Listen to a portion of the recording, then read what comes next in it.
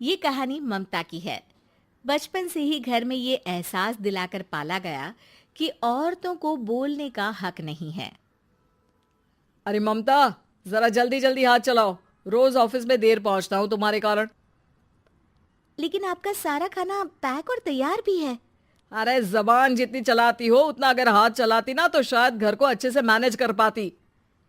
क्या मतलब है? क्या नहीं मिला आपको? मोजे मोजे कौन देगा? ममता भागकर पति को मोजे देती है। वो हर किसी का ख्याल रखती, लेकिन उसके घर में रोज का रोना लगा रहता। अरे माँ, आज स्कूल में टीचर ने मुझे फीस के लिए डांटा। माँ, मुझे अच्छा नहीं लगता कि स्कूल में फीस के पैसों के लिए मुझे कोई भी बात सुनाए।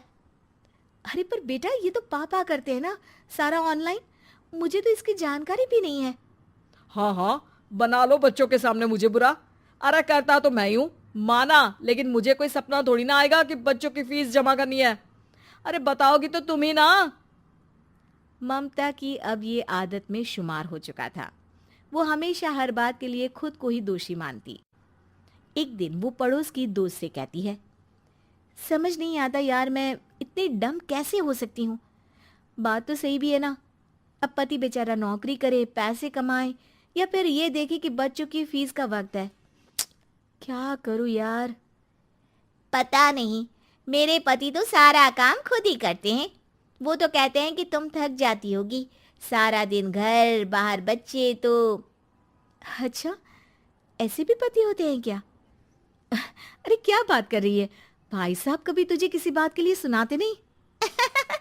किसने कहा नहीं सुनाते? अरे ये पति चीज ही ऐसी होती है कि बिना पत्नी को सुनाए उन्हें चैन की नींद कहाँ आती है। तो तू भी परेशान रहती होगी कि कैसे, क्या, कब भूल गई। अरे वो तो मुझे बस इस बात के लिए ताना देते हैं कि मैं वक्त पर खाना क्यों नहीं खाती या पार्लर जाकर अपनी साज सज्जा क्यों नहीं करवाती। पड़ोसन बोल ही रही होती है कि ममता के बेटे की आवाज आती है। अरे माँ, क्या हो गया? लग नहीं रहा कि आज आप मुझे पानी भी देगी। अरे कब से खाने के लिए वेट कर रहा हूँ। अरे यार, मैं चलती हूँ।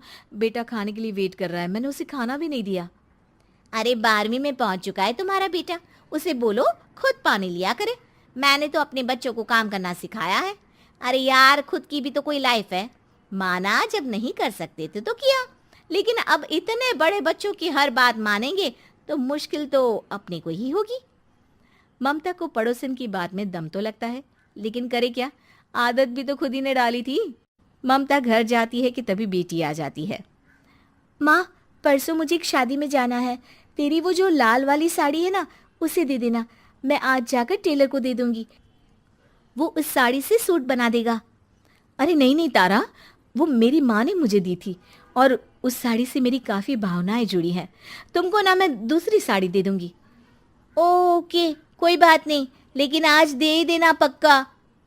तारा माँ की साड़ी से सूट बनवाकर पार्टी में जाती है, लेकिन जब वो पार्टी से लौटती है, क्या है, मैं तो समझ ही नहीं पा रही हूँ। अरे जब वो साड़ी मांगी थी तो ये छल्ली सी साड़ी क्यों दे दी? मैं ही पागल थी जो इस साड़ी का सूट बनवा लिया मैंने। माँ, जानती भी हो कि कॉलेज में मेरी कितनी हंसी उड़ी। तभी वहां ममता का पति सुनील आ जाता है। अरे गवार औरत, जब बेटी साड़ी मांग रही थी तो दे देती ना। अरे पापा, इनके तो इमोशंस जुड़े थे उस साड़ी से।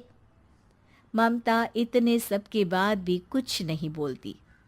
मेरी बेटी की बेइज्जती हो गई। मैं बिल्कुल बर्दाश्त नहीं कर सकता ये। मैं नहीं चाहता कि मेरी बेटी से कोई भी ज्यादा सुंदर लगे पूरे कॉलेज में। जी, वो पढ़ने में तारा बिल्कुल अच्छी नहीं है, उसकी पढ़ाई पर आप ध्यान दीजिए ना। अच्छा, अब तुम मुझे बताओगी कि मुझे किस पर ध्यान देना और किस पर नहीं। रमेश जैसा ही ये वाक्य पूरा करता है, ममता की बेटी और पति उस पर जोर जोर से हंसते हैं। अरे ठीक है ना, पता ही नहीं चला कि कैसे वक्त इतना बीत गया। अरे कैसे पता चलेगा माँ, हम लोगों के पीछे जो तू बैताल की तरह चिपकी रहती थी, तुझे कैसे वक्त का पता चलता। ममता को पहले सास ससुर, फिर पति और बच्चों की तरफ से इस तरीके की बातें सुनकर उसका मन बहुत दुखी रहता था। एक दिन, सुनो ना, बहुत दिनों से कमर के नीचे बहुत दर्द रहता है। कल मैंने देखा तो एक फोड़ा था। अरे ममता, एक बार अपने पति से बात करो, वो तुम्हारा फोड़ा डॉक्टर को दिखा देंगे। अरे नहीं नहीं, वो तो गुस्सा हो जाएंगे। अरे क्यों गुस्सा हो जाएंगे? तुमको दर्द है? हाँ, लेकिन वो यही बोलेंगे कि ऑफिस जाऊं या फिर तुम्हें लेकर डॉक्टर के पास। तो बेटे से ही बात कर ले। अरे वो तो मैं कर लूं, लेकिन फोड़ा है ऐसी जगह कि उसे बताते मुझे शर्म आएगी। लेकिन कुछ ना कुछ तो करना जरूरी है ना। ऐसे कब तक फोड़े के दर्द से तड़पती रहेगी? अब तो सोच रही हूँ कि इनसे बात कर ही लूं, वरना दर्द के मारे कहीं मर ना जाऊं। लेकिन शाम को, ममता, क्या किया तुमने आज? खाने के डिब्बे में कैसा खाना दिया था? दाल खराब हो गई थी। कब की थी? दाल तो मैंने सुबह ही बनाई थी, खराब कैसे हो गई? अच्छा सुनिए ना, मुझे कहना है कि अरे गरम दाल बंद करोगी तो ऐसा ही होगा ना। बेइज्जती हो गई सबके सामने मेरी। ऑफिस वालों ने ऐसा मजाक उड़ाया कि क्या बोलूं। कल से ठीक से खाना देना है तो देना, वरना खाना देना बंद कर देना। बाहर खा लूंगा मैं। ममता, जो पति से अपनी परेशानी बताने वाली थी, वो अब ये सोचने लगती है कि कल से पति को खाने में क्या दे। अगले दिन ममता थकी थकी सी हालत में, आप लोगों के लिए नाश्ता बना दिया है, खाना बनाने की हिम्मत नहीं है आज तो। रात भर सोकर थक गई है ना, इसीलिए तो खाना नहीं बना सकती। हिम्मत नहीं हो रही है, मैं बस सोने जा रही हूँ। बस मैडम को सोने का बोल दो, फिर देखो कैसे सोती रहती है। माँ, फिर वही पराठा सब्जी। अरे हमारे साथ के दोस्त एक से बढ़कर एक नाश्ता खाना लेकर आते हैं, आप तो बस। सभी घर से निकल जाते हैं, लेकिन जब शाम को बेटा घर आता है तो घर में अंधेरा रहता है। बेटा लाइट जलाता है। क्या माँ, तुम्हारा भी जवाब नहीं है बिजली का बिल बचाने के लिए? वो बोल ही रहा होता है कि सामने माँ जमीन पर लेटी मिलती है। वो उसके पास जाता है। अरे माँ, क्या हो गया माँ? तभी वहां पड़ोसन आती है। अरे बेटा, तुम्हारी माँ के पैर के पास एक फोड़ा है, जिसके कारण ये लगातार कमजोर होती जा रही थी। मैंने उसे पहले ही कहा था कि घर में बता दो, लेकिन तुम्हारी माँ किसी को तंग करना नहीं चाहती थी। तभी वहां डॉक्टर आ जाता है। अरे इनके ऑर्गन में दिक्कत है, कोई बात है जो इनके मन में खटक रही है। अरे नहीं नहीं, इसके मन में कोई बात नहीं है। कोई काम है नहीं ना इसके पास, सारा दिन बस घर में ही रहती है। देखिए, मैं तो ये नहीं जानता, लेकिन हाँ, इनके मन में हमेशा कोई बात रह जाती होगी, इसीलिए उनकी ये हालत है। अगर आप समय से नहीं ले आते तो हो सकता था कि। अरे नहीं नहीं डॉक्टर साहब, हम पूरी कोशिश करेंगे कि वो ठीक हो जाए।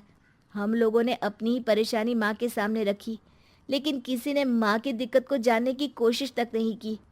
हाँ, मैंने भी ममता को हमेशा घरेलू जरूरत से ज्यादा काम का नहीं सोचा था।